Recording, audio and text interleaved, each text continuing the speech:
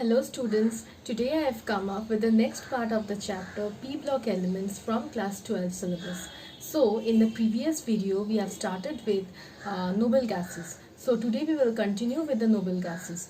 In the last video we have spoken about the various properties of the noble gases. Today we will start with the compounds of xenon, which is one of the most important part of the noble gases portion. Okay, so let's start with it. Okay, so xenon is basically the only noble gas that forms a series of compounds. Now why? Because you have been known from the childhood only that the noble gases are typically unreactive in nature, because they are having 8 electrons in their outermost shell, which means that they are octet filled, means octet stabilized, means they have full electronic configuration stabilization, so they are unreactive in nature. But then why xenon forms a number of compounds with fluorine and oxygen? The reason behind it is that the ionization enthalpy of xenon is low, which means that xenon can easily remove an electron from its outermost shell. Means a low amount of energy is required to remove electron from its outermost shell as compared to the other noble gases. Now another question, that why xenon forms compound with only oxygen and fluorine? Why not with the other elements in the periodic table? Now you all know that oxygen and fluorine are highly electronegative. Fluorine is very highly electronegative. It's very highly electronegative. So oxygen and fluorine, because of high electronegativity, what they will do? Fluorine and oxygen are able to pull out the electron from xenon towards them. Since they are very electronegative, they are highly electronegative, they are able to pull out the electron cloud from xenon towards them. That's why xenon forms compounds with only oxygen and fluorine. Okay, so we have a number of compounds. Now there are 3 types of compounds, 3 categories of compounds. In this video we will study only the xenon fluorides. There are two other types of compounds also, xenon oxides and xenon oxyfluorides. Xenon oxides and xenon oxyfluorides will be taught in the later videos. In this video we will study only the xenon fluorides. So xenon fluorides are basically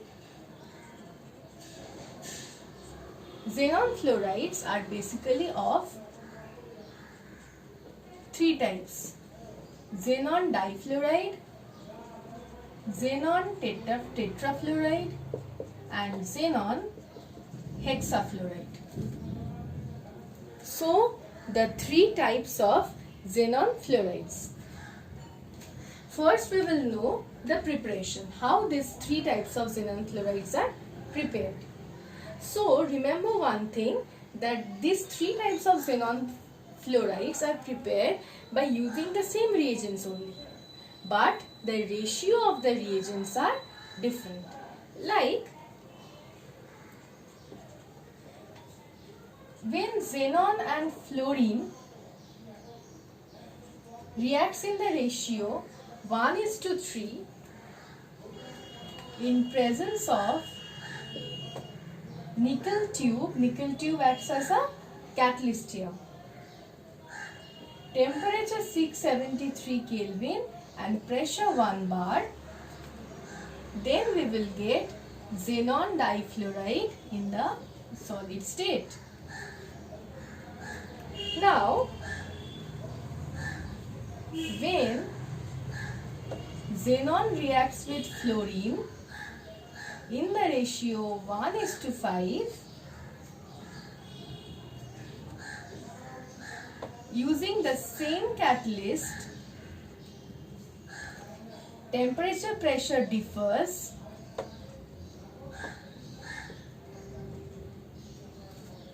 Then we will get xenon tetrafluoride.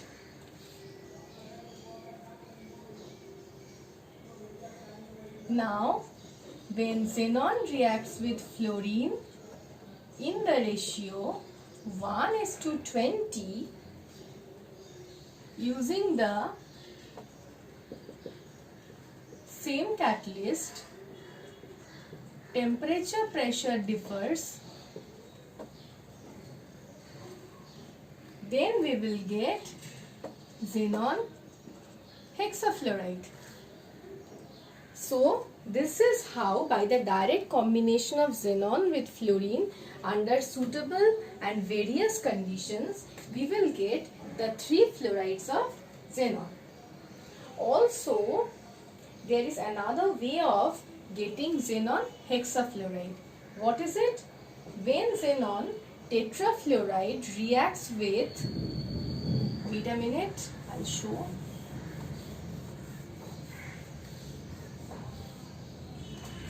When xenon tetrafluoride reacts with O2F2 in presence of temperature 143 Kelvin, then we will obtain xenon hexafluoride and oxygen. So this is another way of obtaining xenon hexafluoride. Now, there are certain chemical properties of the xenon fluorides. Among the certain chemical properties,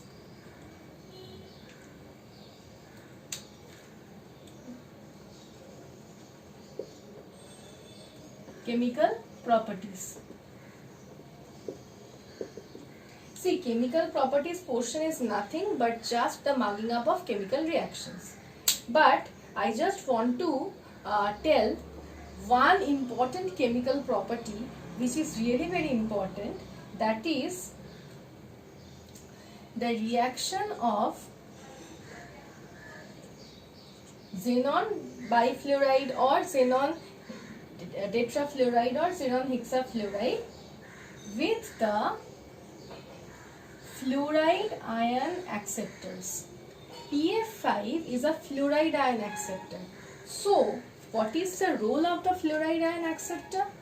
These spaces will accept a fluoride from xenon difluoride. As a result, this will become a cationic species and it will become an anionic species. Let's see. Removing one fluoride from XeF2, it will give you XeF plus, and this will gain one fluoride PF6 minus. See?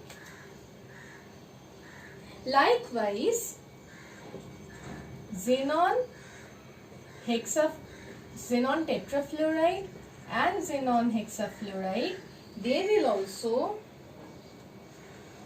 react with antimony fluoride and arsenic fluoride respectively, because they are higher members. So these are higher fluorides, so they will react with the higher members of the group 15 family. XeF3 plus SbF6 minus XeF5 plus AsF F6 minus.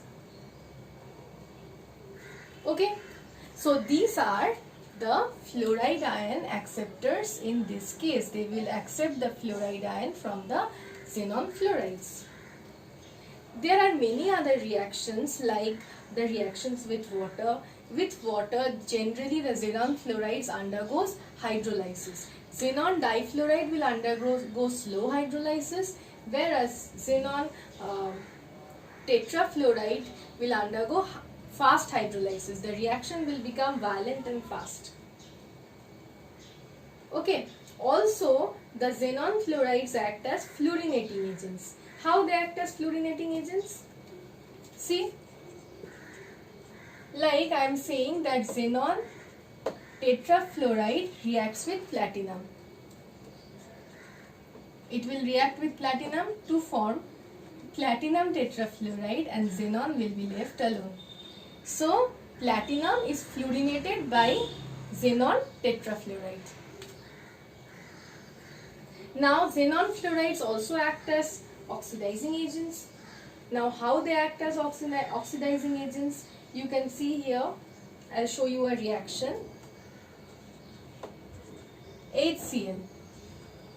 HCl, I'll balance it later. HCl reacts with xenon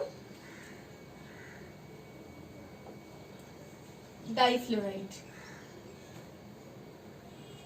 HCl reacts with xenon difluoride to form HF plus xenon plus chlorine. I am balancing this reaction. You can see that chlorine was in -2 oxidation state here, and here it is in 0 oxidation state.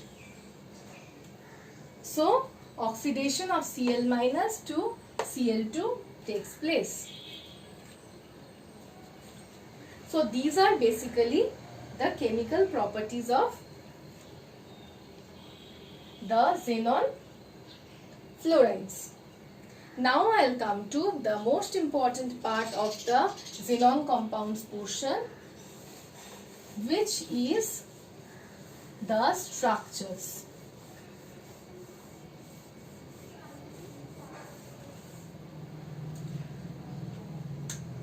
Which is the structures. The structures of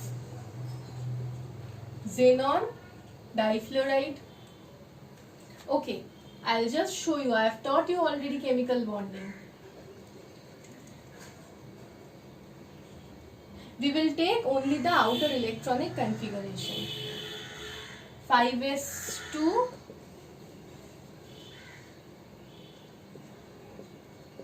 5p 6 and vacant 5t. This is the ground state of xenon. Okay, but when xenon comes in contact with the two other fluorine atoms, then what will it do? See, there are two fluorine atoms. So, xenon will make two covalent bonds with the two fluorine atoms. So, how a covalent bond is formed? It is generally formed by the sharing of one electron of xenon with one electron of the fluorine. So, two orbitals need to be partially filled in order to make the covalent bonds. So, xenon in the excited state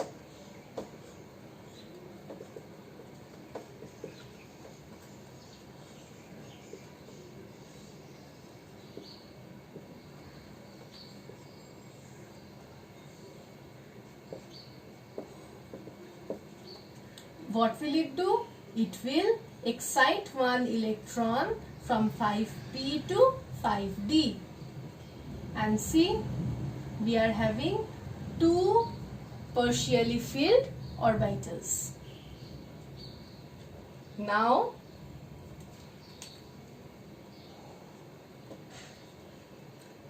these are the electrons of fluorine. fluorine will share two fluorines will share one electron each with the two partially filled electrons of xenon, and they will form, see here, fluorine also has, means fluorine has 2p5, means it has one electron unpaired in the p orbital, and here xenon 5p is forming a covalent bond with the fluorine. So fluorine's orbital which is forming this covalent bond is already p orbital, and this bond is formed by the p orbital of xenon. So this bond is known as p pi sigma bond. You know that fluorine can form only one bond, and that is, if only one bond is formed, that bond has to be a sigma bond. I have told in the chemical bonding chapter only, while teaching the chemical bonding chapter. And now look at this. Fluorine is forming the covalent bond with the help of its p orbital only. But see, here xenon is forming the covalent bond by the overlap of its 5d orbital. So this is p pi, d pi and sigma bond. So this is p pi, d pi, sigma bond. Okay. Now hybridization. See, 1 5s, 3 5p and 1 5d orbitals are involved. So S 3p 1d, sp3d hybridization. So hybridization is sp3d hybridization. For sp3d hybridization, the ideal structure was trigonal bipyramidal. In short we write as TBP. The ideal structure was trigonal bipyramidal. But see, there are 3 lone pairs present. Because of the presence of 3 lone pairs, the actual structure will be linear. And let me show the structure.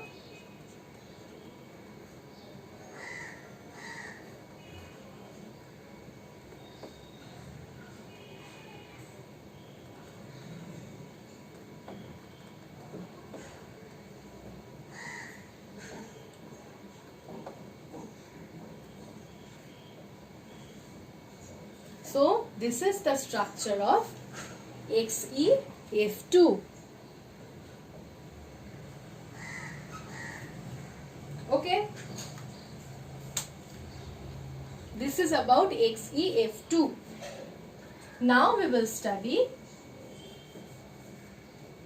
XeF4.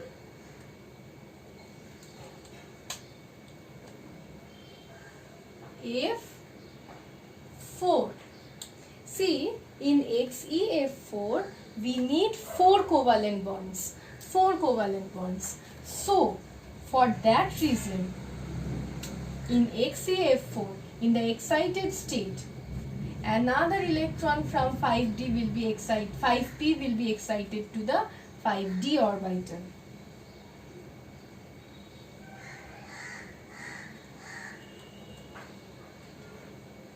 And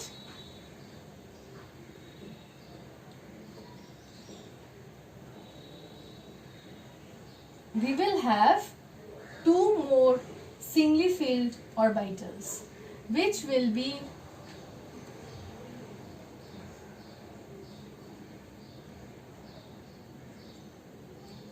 these 2 singly filled electrons will be shared with the 2 other fluorine atoms. And see, in XeF2 we had only one p pi sigma bond and one p pi d pi sigma bond. But here we have 2 p pi sigma bonds and 2 p pi d pi sigma bonds. How many? What is the hybridization here? 1s 3p2d, sp3d2. The ideal structure here will be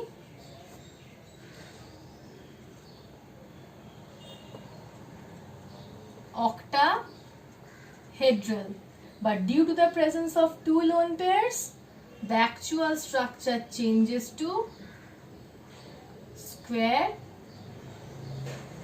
planar. And here I'll show you the structure.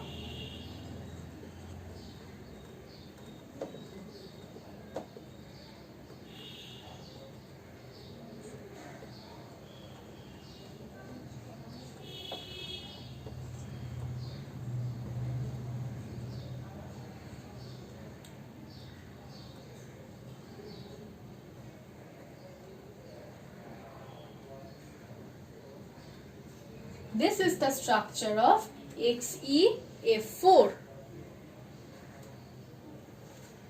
Okay. After this, we will come to the structure of XeF6. See, for XeF6 we require two more singly filled electrons. For that reason, in XeF6, in the excited state of xenon, another electron from 5p will be excited to 5d.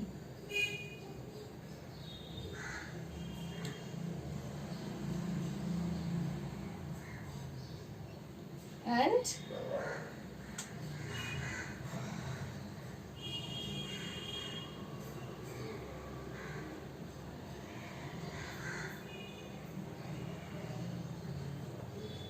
so here we will have 3 p-pi sigma bonds and 1, 2, 3 p-pi d-pi sigma bonds, and the hybridization is 1s 3p and 3d, 1, 2, 3, sp3 d3. The ideal structure is pentagonal bipyramidal. In short, I have written, but due to the presence of one lone pair, it becomes distorted octahedral. Now I will show the structure.